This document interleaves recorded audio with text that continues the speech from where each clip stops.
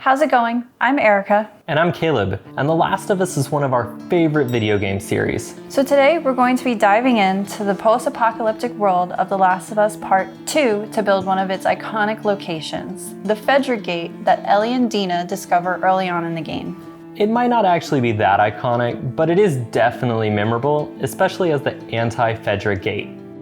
Let's find a way past this, fuck FEDRA Gate? For this project, we started with a sketch. While Gate East 2, or the anti-FEDRA Gate, is our main inspiration for this build, we decided to also add in elements from other gates found in downtown and throughout the game. To begin, we're going to build the base structure out of XPS foam and all the hot glue. To mimic the concrete columns from the game, we cut the XPS foam into strips in various shapes and glued those together. It definitely took longer than just using one slab of XPS foam, but we thought it provided a lot more detail. We then glued all the columns onto a sketchbook backing to give it structural stability.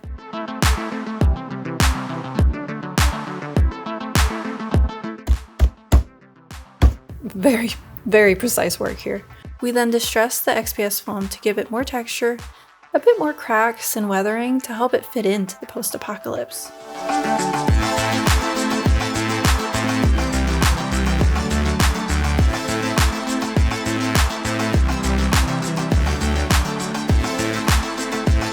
I went a bit overboard. Once I started, I couldn't stop.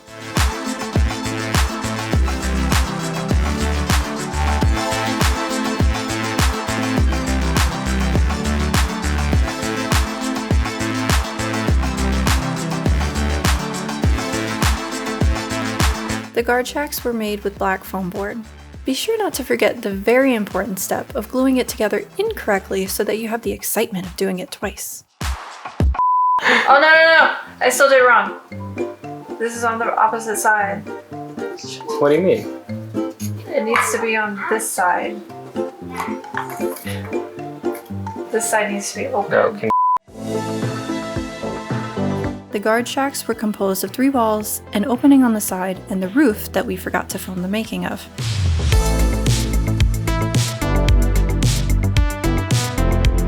The sketchbook backing from before also makes a comeback as the corner pieces to hide any seams.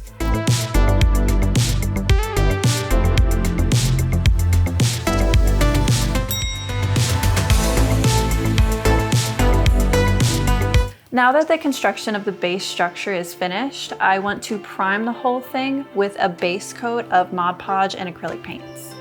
Spoiler alert, basically everything in this build gets a base coat mixture of Mod Podge and some mystery color. Not all materials except paint the same way, and Mod Podge helps as a foundation to layer on. After a few layers of gray, I moved on to darkening the cracks and any shadow areas with darker tones and then distressing the wall with some mossy colors.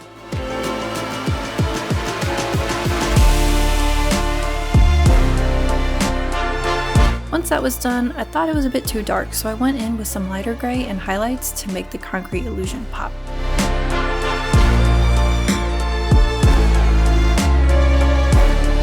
We then repeated this whole process again with the guard shacks. If you were to ask me the color palette for this video, I'd say gray and dirt, in the best way possible.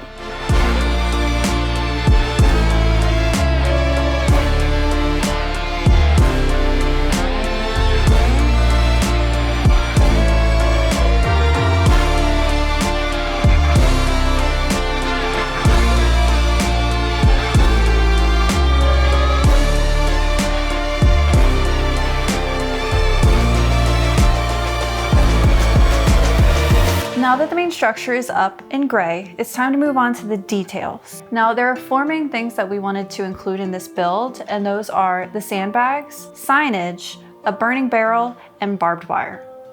For the sandbags, we actually watched a tutorial that we will link in the description, but basically it's just taking your clay, rolling out a long snake and flattening it to your desired width, and then cutting even rectangles. After that, it's just squishing and squashing these little pillows until they resemble sandbags. I wanted to stack them together so that they would dry as one large lump, but it occurred to me after a few hours that they couldn't dry very quickly because less air was getting to the air-dry clay. So after taking them apart and letting them dry, we assembled the sandbag puzzle and sealed it all together with Mod Podge and paint.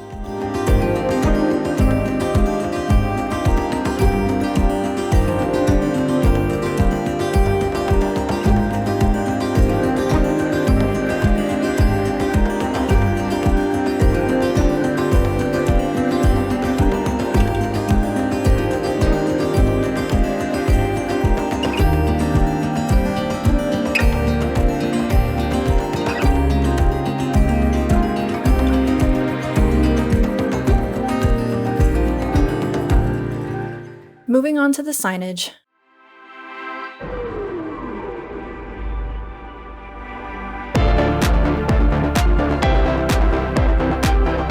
I hand-painted the anti-FEDRA graffiti onto the wall with watered-down white paint, smudging with my finger to help achieve the messy spray-painted look.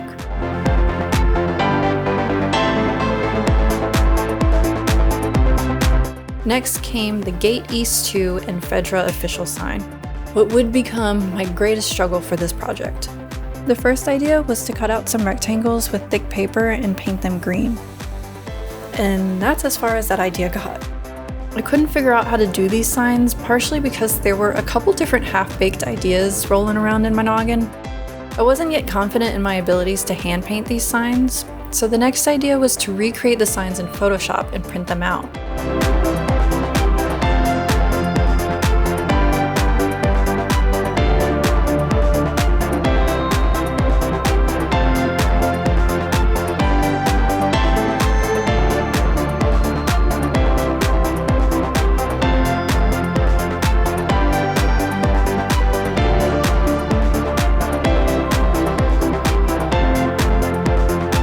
Again, that's as far as this idea got, because once they were printed, I didn't know what to do.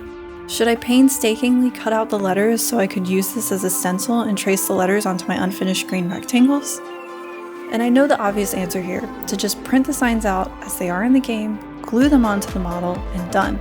But I was already hours into this adventure of doing it all by hand, and I'm too stubborn to turn around. Plus, I didn't think of it at the time.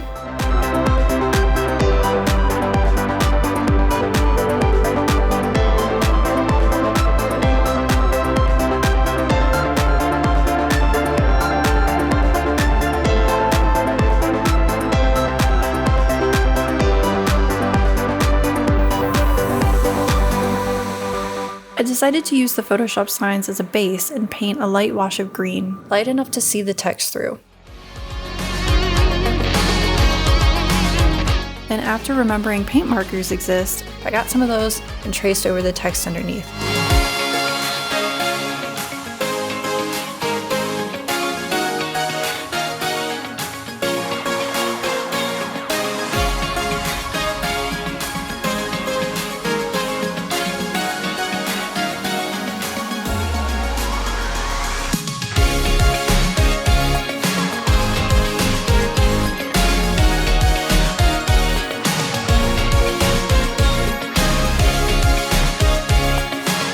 And then took some rust colors and weathered those signs down.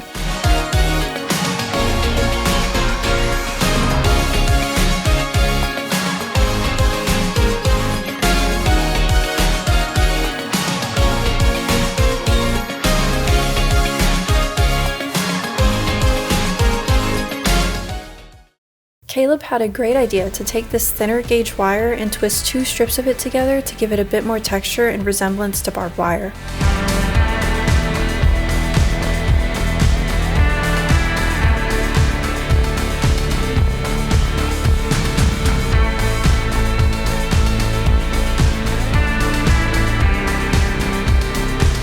We then went into weathering and assembling these pieces.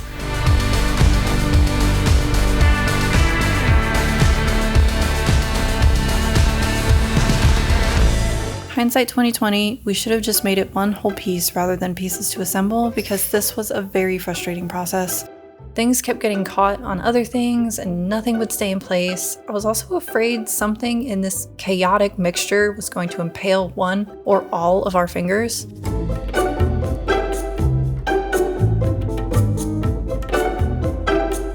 Take that audio too. This sucks. No more barbed wire.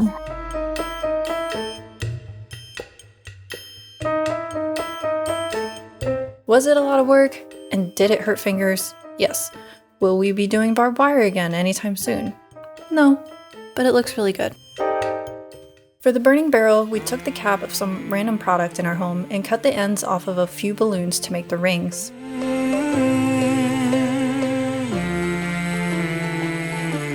The wooden planks were thin scraps of XPS foam, adding detail using a knife and pencil.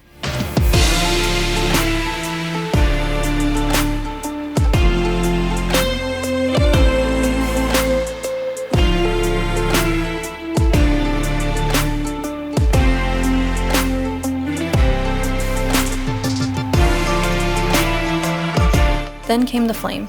To get the effect we wanted, we used the hot glue method of putting down a dollop of hot glue and using a tool to pull on the glue as it dries, so it stays in an upward motion like fire.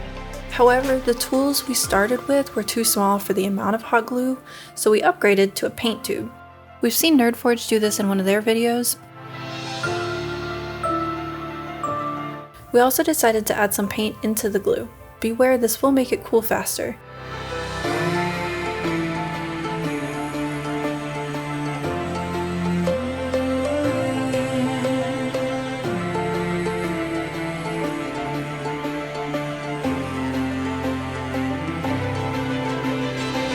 Then came time to paint. Unfortunately, we missed some of the recording of this as well, but we just started with the base coat of Mod Podge and paint, then layering up browns and rust tones. Same to the wooden planks.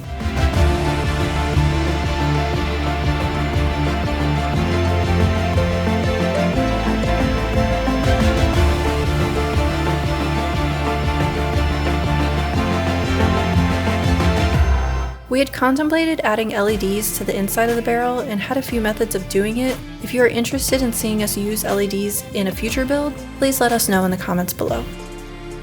Shove all those things together with some painted paper towels for filler, and you have yourself a tiny fire barrel.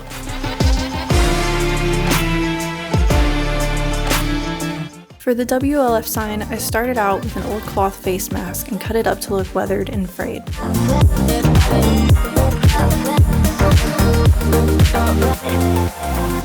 Afterwards, I painted onto the cloth, none of which you can see because I am right-handed, and we made the wise choice to film over my right shoulder, a mistake we won't be repeating. So most of this footage is garbage, but here it is.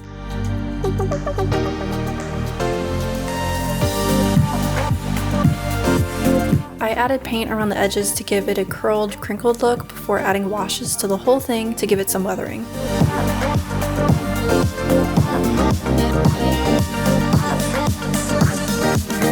Right.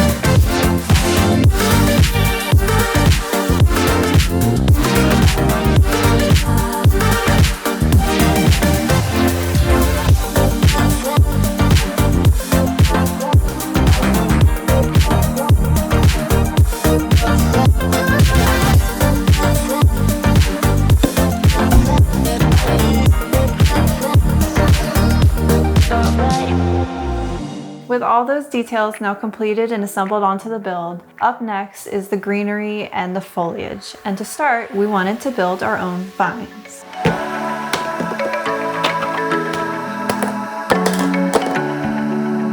There were two ways of doing the vines. Both, I think, had great but slightly different results.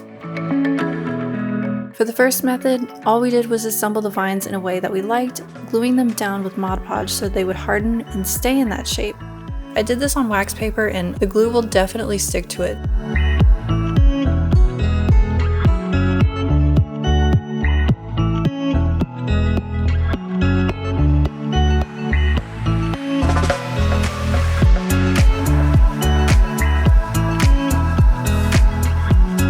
Once it was dry, I took more Mod Podge and sprinkled flocking.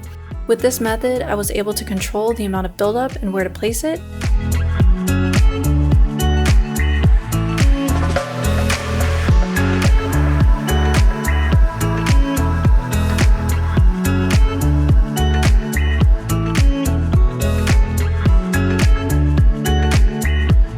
The other method was virtually the exact same as the first, but instead of Mod Podge, you use spray adhesive instead. This method was definitely quicker, but make sure you do it in a well-ventilated area. These methods are great in their own ways. Method 1 I think is good for slightly more detailed and variable vines, while method 2 is good for quicker vines covering more surface area. Now for the grass, There are a lot of grass options out there for models, but we couldn't find the type of long grass that we were looking for, so we decided to make our own with some cheap paintbrushes. We painted the bristles in different shades of greens and a bit of brown. We also, totally on purpose and not at all because the brush was packed so thick, didn't cover the bristles 100%. The bristles' natural tan color ended up lending itself well to the dry grass effect we were trying to achieve, so it all worked out. And then we just cut those bristles off of the brush, saving the handles for some unknown project in the future, gathered small bundles, and put them in their own hot glue pools until we had our own little swampy marsh.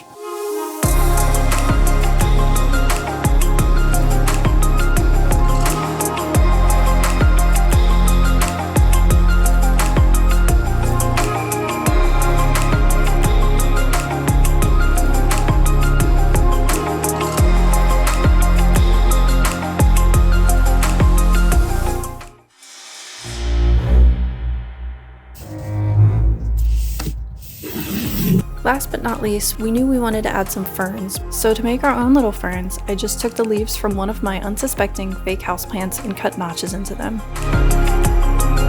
So I'm sure some of you have noticed that up until now, we have not mentioned a base whatsoever. And by base, we mean something for this structure to stand on.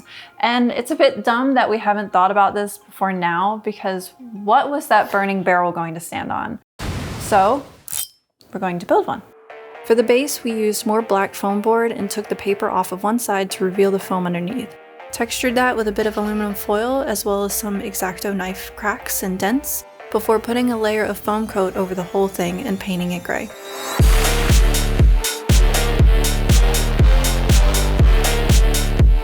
The foam coat gives it a bit of a rougher texture to set this big gray thing apart from our other big gray thing.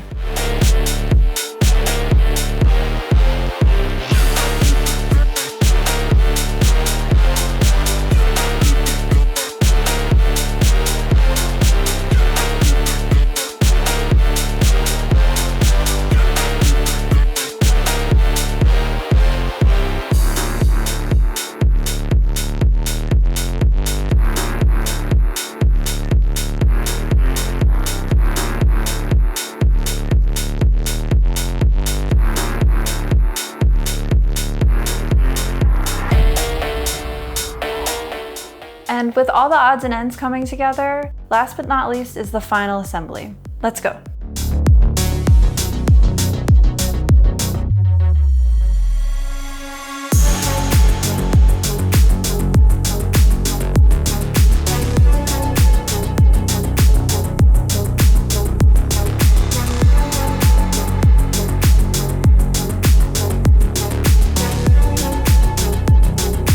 I know I said final assembly, but it's more like an assemble whatever is left to assemble because we assembled it as we went assembly.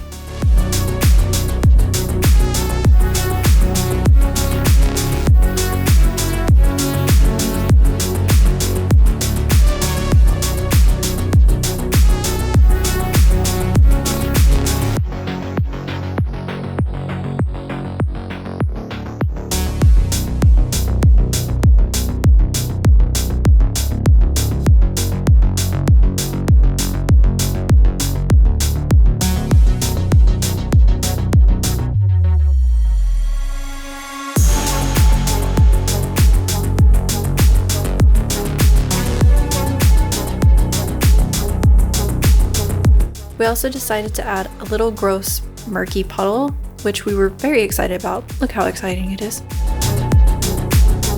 And some rocks bathed in gray paint.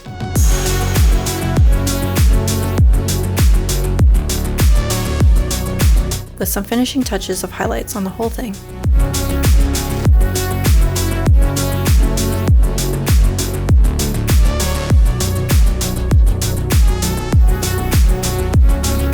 Before we roll the final shots, we just wanted to take a moment and say thank you so much to each and every one of you for watching. This project was so much fun, we learned so many new things, and we can't wait to continue building more.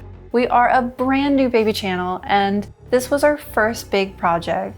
So if you enjoyed this video, please consider liking or subscribing.